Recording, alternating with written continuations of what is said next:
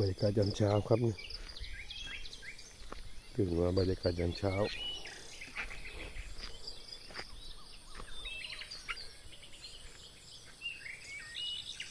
นี่ครับเสียงนกร้องกักกักกิ๊กกิ๊กกิ๊กกิ๊ก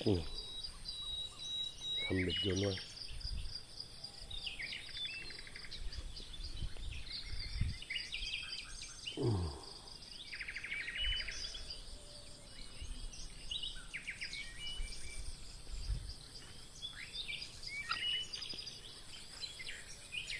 ครับบรรยากาศตอนเช้าสดใสเลยอากาศเสียงหลังกำลังนอนอยู่ครับผมก็เพิ่งตื่น